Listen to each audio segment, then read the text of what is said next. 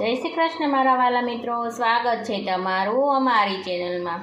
તો આજે આપણે બનાવીશું રગડા ચાટ।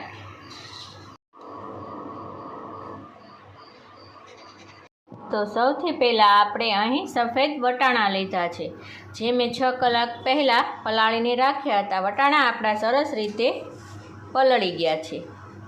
હવે આપણે તેને પ્રેશર કુકરમાં બાફી લઈશું।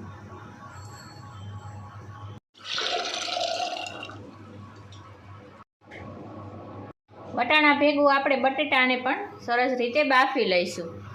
બટેટા મેં અહીં ધોયેલા જ લીધા છે। ત્યારબાદ આપણે તેમાં પાણી ઉમેરી થોડુંક મીઠું ઉમેરી દઈશું, જેથી આપણા વટાણા અને બટેટા સરસ રીતે ચડી જાય।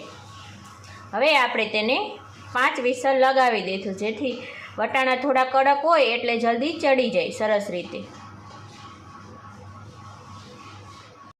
5 વિસલ થઈ ગઈ છે ને આપણા વટાણા અને બટેટા સરસ રીતે ચડી ગયા છે। તેને મેં કઢાઈમાં કાઢી લીધા છે, જો તમે જોઈ શકો છો।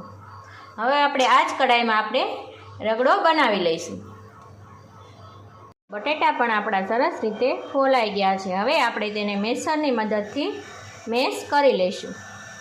બટેટા આપણા સરસ રીતે મેશ થઈ ગયા છે। હવે આપણે વટાણાને ઉકળવા મૂકી દઈશું। તેમાં આપણે 1/2 કપ જેટલું પાણી ઉમેરશું।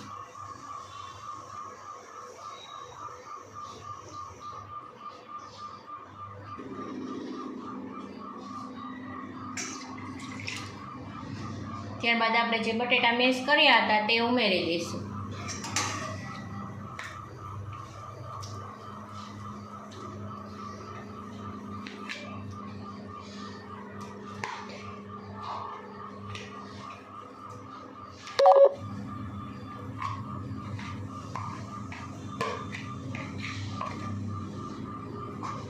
બરાબર મિક્સ કરી લઈશું।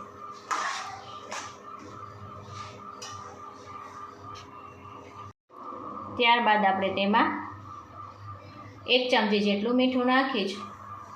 મેં અહીં બાફવામાં નાખ્યું હતું એટલે અહીં હું ઓછું નાખું છું, પણ મારે નાની ચમચી છે એટલે મેં 1 ચમચી લીધું છે।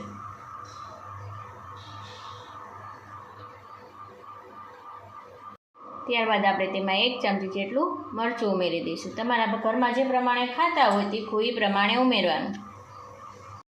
ત્યારબાદ આપણે તેમાં 1 ચમચી ગરમ મસાલો ઉમેરી દઈશું। બધું બરાબર આપણે મિક્સ કરી લઈશું।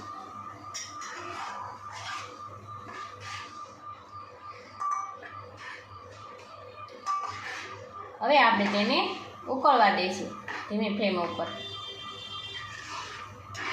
જેથી આપણા રગડાનો કલર સરસ આવી જાય।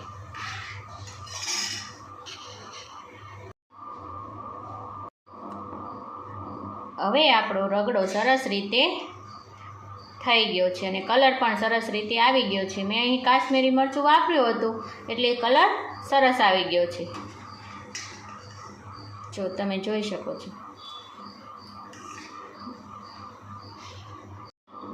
રગડાને ધીમી ફ્લેમ ઉપર મેં 10 મિનિટ ઉકાળ્યો એટલે આ રીતે સરસ ઘાટો થઈ ગયો છે। હવે આપણો રગડો તૈયાર થઈ ગયો છે।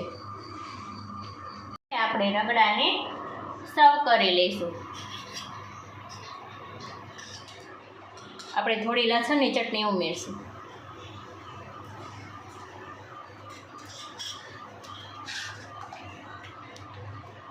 ત્યારબાદ આપણે તેમાં ખજૂર આમલીની ચટણી ઉમેરશું।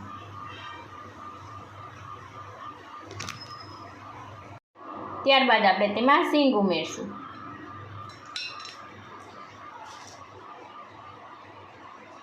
ત્યારબાદ આપણે તેમાં સેવ ઉમેરી દઈશું।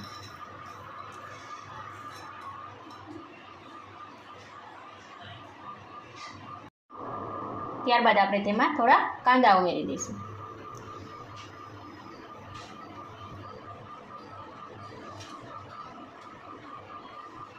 ત્યારબાદ આપણે તેમાં ટમેટાં ઉમેરી દઈશું।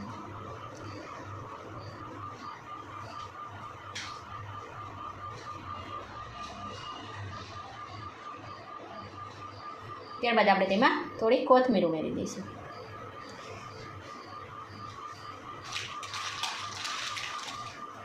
અને થોડી આપણે ઉપરથી સેવ ઉમેરી દઈશું. તો હવે આપણો રગડા ચાટ સરસ રીતે તૈયાર થઈ ગયો છે. જો તમને અમારો વિડીયો ગમે તો લાઈક કરો, શેર કરો અને અમારા અવનવા વિડીયો જોવા માટે અમારી ચેનલને સબસ્ક્રાઈબ કરો.